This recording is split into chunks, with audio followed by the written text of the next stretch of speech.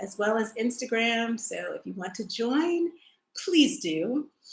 So this month is going to be all about breathing. Something that you might say, I do that every day. I do that all the time. What we want to explore in April is this ability to intentionally breathe, to make deep breathing your default, and really, really, really explore various ways in which you can play with your breath. In yoga practice, the pranayama, the practice of your breath is all about channeling your energy and making it optimal for your health. So it is an important part. It actually allows you to control a lot of your, not only your mind, but your body processes. So with that, I want to just talk a little bit about it. So I'm just going to introduce you to it. Again, if you would like to join the mailing list for the Lighten Up Challenge, please send an email to me at tanya@embodywell.com and go ahead and send that email and just say, I want to lighten up. All right, so breathing. You know, we talk a lot about the breath, and I'm going to talk about 3 different techniques that I personally use that I want to share with you that have made a big difference for me as part of my yoga practice, but then also just as I've been exploring different ways of breathing ultimately. The first is actually, challenge yourself.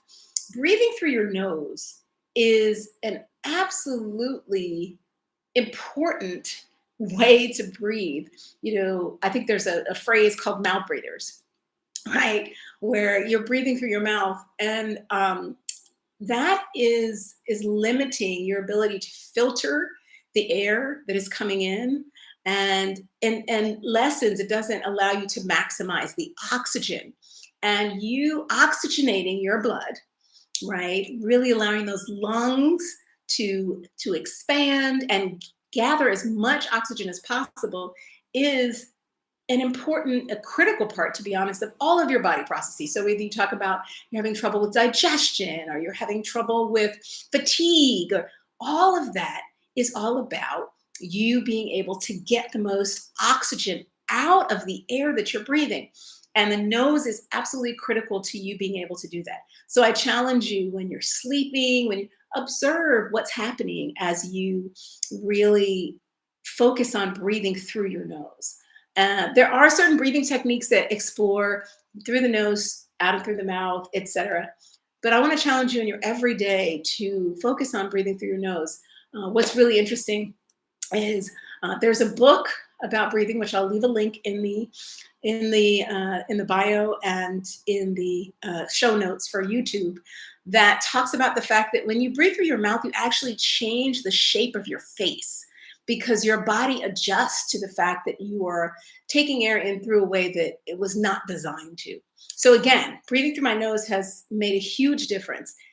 For those of you who say you're stopped up, you've got allergies, there's a little trick, and I got this from the book, where you breathe in and out as you kind of just jiggle a little bit there on the bridge of your nose, just below the bone, and breathe in and out through there. And you may have to clear it, but it really allows the breath to come in. The other thing I will mention about breathing in through your nose is that you actually build up nitric oxide, which is an important part of your immune system. So when you talk about the nose and all of the filtration that you have through your nose, nitric oxide is also an immune booster, and you can actually, there are some studies being done around COVID and other respiratory diseases and the importance of nitric oxide.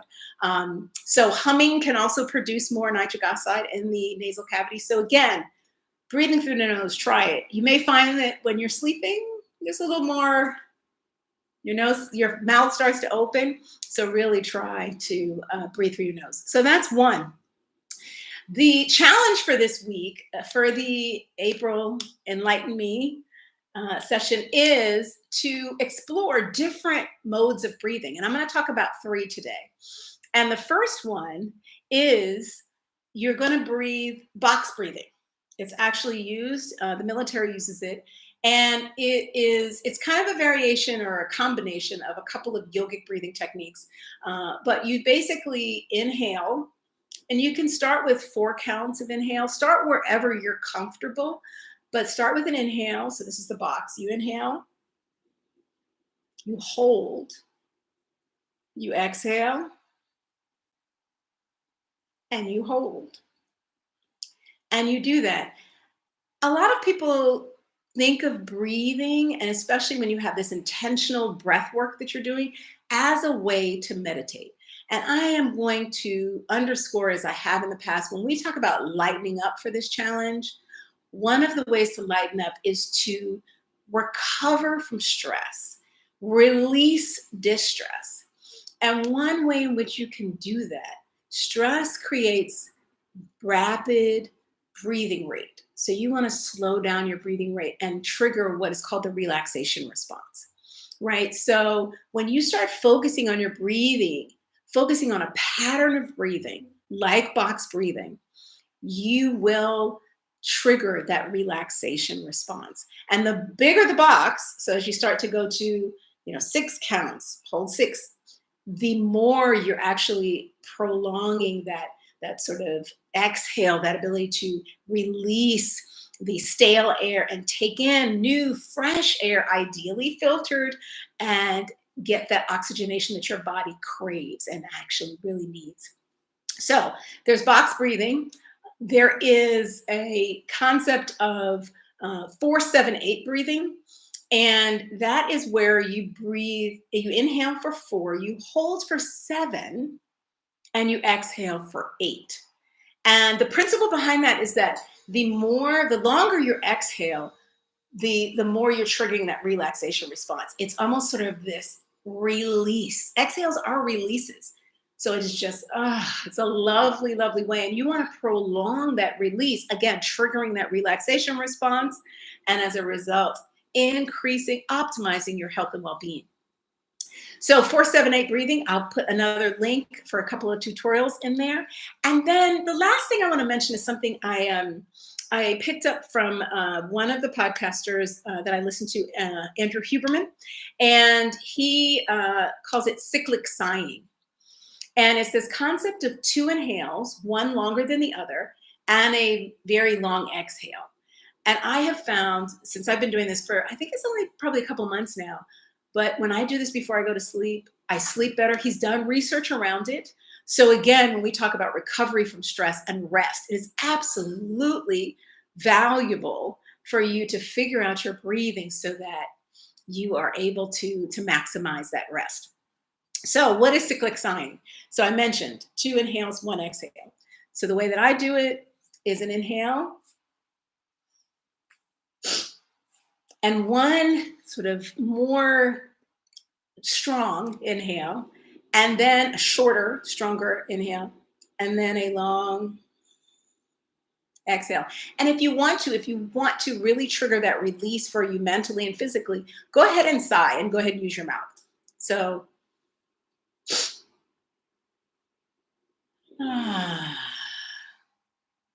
and just allow yourself to feel that release and what a big difference it will make.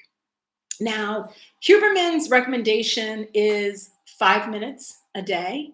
So it doesn't take a long time. That's the key thing about this. You're breathing all the time, but you're not intentionally breathing all the time. So to take more time to do that is going to be absolutely powerful for you and your health and well-being. So I'll also leave a link for, Huberman's got some videos on cyclic sighing and some of the research that he's done around it. So I encourage you for this Lighten Up month to explore at least one breathing technique this week for 5 minutes, just 5 minutes. And you know what? If you can't do 5 minutes, do 1 minute. The difference, you will notice the difference. The difference will be amazing. And I one of my clients that I worked with, she started doing it in her car right before she pulled off for work. So find a time where you're by yourself, ideally. I always say the bathroom is a great place to go. because you're usually by yourself. If you're not, maybe it's your car. But even if you're on the bus, even if you're among other people, go ahead and take that opportunity to breathe intentionally, extending the exhale through the nose, certainly on the inhale. You can play with the exhale and create a pattern. And with those components, you will be able to get the greatest benefit from your breathing practice. So, again, we're doing a different challenge every month. You can take a look at the previous challenges. January, we worked on releasing something every day. I'm still releasing something every day. I have a lot to release. And that's all throughout my house, but also words I'm going to not use. There are a couple of people that I've kind of released. So you can pick what you want, but they could be from big to small. They're ways to lighten up. And that's what we're focused on for 2023 is to get light. All right. So if you want to receive the emails, send me an email at Tanya@embodywell.com. And just the title can just be, I want to lighten up, and we'll add you to the email list. So just so you know, in February, we talked about how you could move more.